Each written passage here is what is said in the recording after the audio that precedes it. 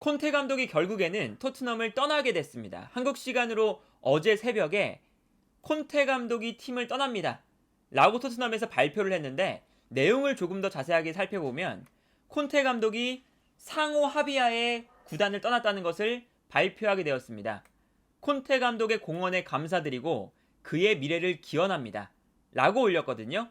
이 내용은 토트넘이 콘테 감독을 일방적으로 경질을 한 것이 아니라 토트넘과 콘테 감독이 상호 합의하에 계약을 해지하고 콘테 감독이 팀을 떠났다 라고 보시면 될 것 같고요. 이렇게 되면 이제 가장 중요했던 위약금에 대한 문제는 토트넘이 콘테 감독을 일방적으로 경질했을 때보다 아무래도 콘테와 토트넘이 상호 합의를 했기 때문에 위약금의 규모가 콘테 감독을 경질했을 때보다는 아마도 줄어든 상태에서 토트넘이 콘테 감독을 떠나보내지 않았나 싶고요. 그리고 그 다음 내용을 읽어보면 콘테 감독은 떠났지만 스텔리니 코치는 남아서 메이슨 코치와 함께 팀을 이끌게 됐습니다. 이 내용을 원문으로 보면 스텔리니 코치는 액팅 헤드 코치를 맡게 됐고 메이슨 코치는 수석 코치를 맡게 됐거든요. 그래서 콘테 감독이 떠난 이후에 스텔리니 코치가 남은 기간 동안 임시 감독을 맡게 되고 메이슨 코치는 스텔리니 코치가 임시 감독을 맡을 때 옆에서 수석 코치의 역할을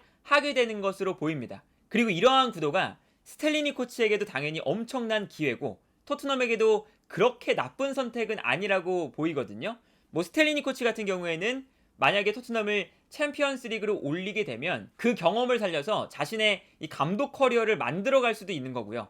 토트넘 같은 경우에는 현재 지금 이름이 나오고 있는 나겔스만이라던가 포체티노라던가 데제르비, 글라스너 등등 여러 감독이 있지만 사실 10경기가 남은 상황에서 이런 감독들을 데려오기가 매우 어려운 상황이거든요. 그리고 특히나 나겔스만 같은 경우는 바이에른 뮌헨이 남은 계약 기간 동안 나겔스만이 팀을 찾을 때까지 연봉을 지급하기로 되어 있어요. 그런데 이번 시즌이 끝나기 전까지 만약에 나겔스만 감독을 영입하고 싶은 팀들은 바이에른 뮌헨에게 이적료를 지불해야 된다 라는 조항이 있다는 기사들이 나오고 있거든요. 그리고 그 이적료가 2천만 유로, 하나로 치면 280억 정도 되는 금액이에요. 이제 그러다 보니까 이 나겔스만 감독이 지금 자유의 몸이지만 데려오는 것 자체가 금전적으로도 사실은 쉽지 않고, 그리고 여기에 대해서 나겔스만 감독뿐만 아니라 여러 감독들을 생각을 해보면 지금 토트넘이 조금 더 좋은 감독들을 데려오기 위해서는 다음 시즌 챔피언스리그 진출권을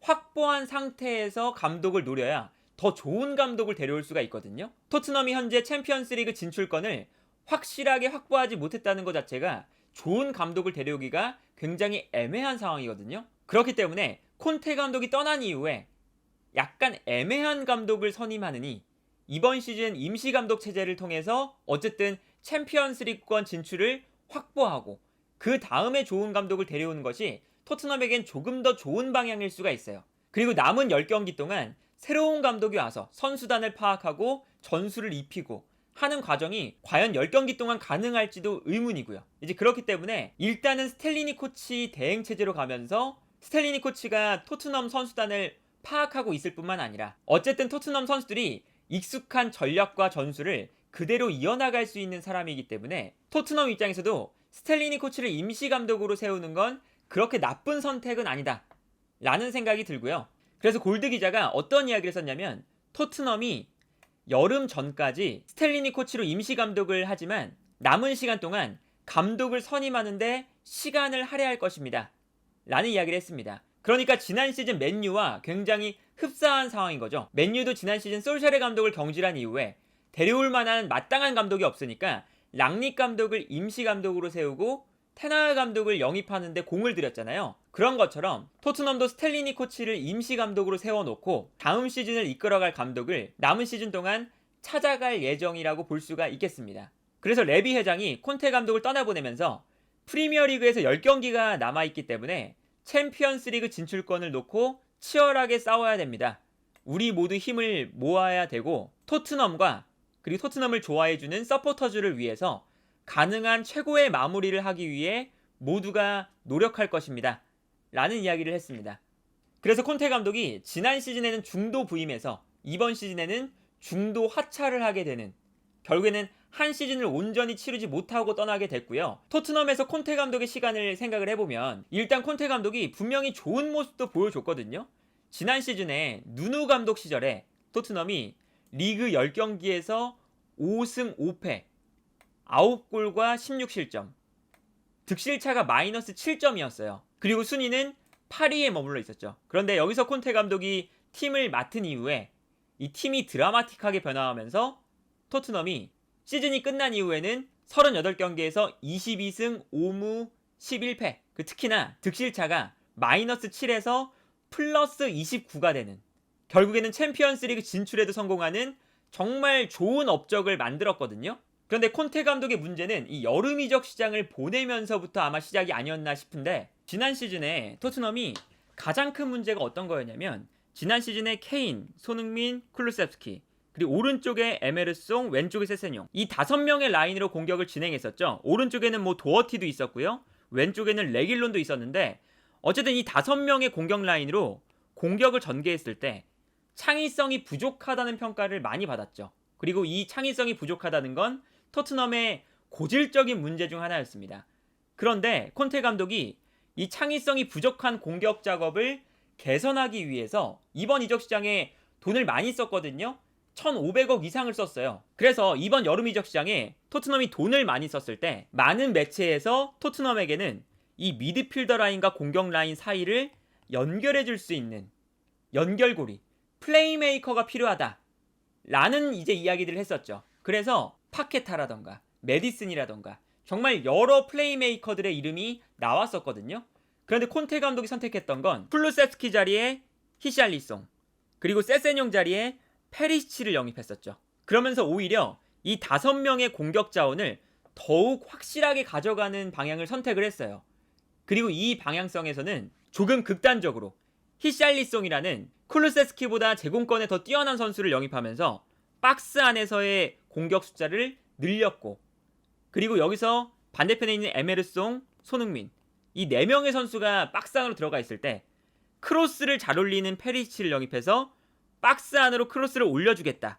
정말 단순한 접근 방식을 선택했거든요. 그러니까 이것은 분명히 플레이메이커에 대한 영입이 필요하다 라는 지적을 받았지만, 플레이메이커를 영입해서 만들어가는 축구를 하기보다 단순하지만 조금 더 직선적으로 히샬리송을 영입하고 크로스를 올리는 페리시치를 영입해서 크로스를 올려서 케인과 히샬리송 혹은 에메르송 로얄까지 박스 안으로 들어와서 제공권 싸움을 하겠다 라는 의도였거든요. 그런데 이 과정에서 지난 시즌 콘테 감독이 전술에서 득점왕을 차지했던 손흥민이 제공권 싸움에 약한 선수다 보니까 이번 시즌 손흥민 선수의 뭐 개인적인 폼의 문제도 있었지만 어쨌든 전술적인 피해를 보면서 토트넘의 공격에 문제가 많았고, 그리고 심지어 월드컵이 끝난 다음에는 페리시치의 부진이 심각해지면서 크로스조차 제대로 올라오지 못하는 상황이 만들어졌었죠. 이제 그러다 보니까 크로스 위주의 전술을 짜놨는데 크로스가 제대로 올라오지 않으면서, 그리고 이 크로스 패턴이 너무나 단순하다 보니까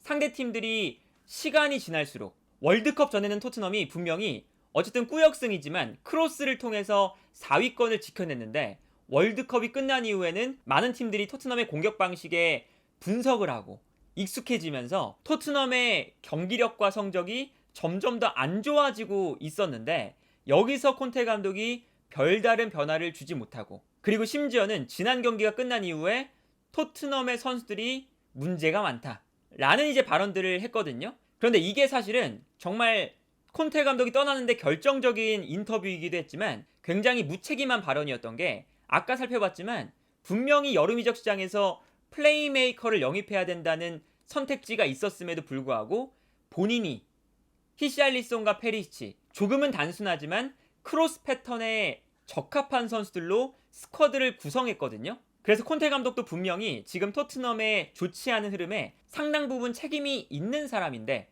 그 인터뷰에서 마치 자기는 빠져있는 것 같은 느낌을 들게 만드는 그러한 인터뷰가 굉장히 좋지 않았다 라는 생각이 들고, 그리고 사실 이번 시즌에 영입했던 선수들 비수마, 히샬리송, 페리시치, 스펜스 등등 이 많은 선수들이 지난 소속팀에서는 분명히 잘했던 선수들이거든요. 페리시치 인터밀란, 히샬리송 에버튼, 비수마 브라이튼, 그리고 심지어는 이 선수들이 토트넘에서 있다가 국가대표팀에 가면 또 국가대표팀에서 활약이 꽤나 괜찮아요.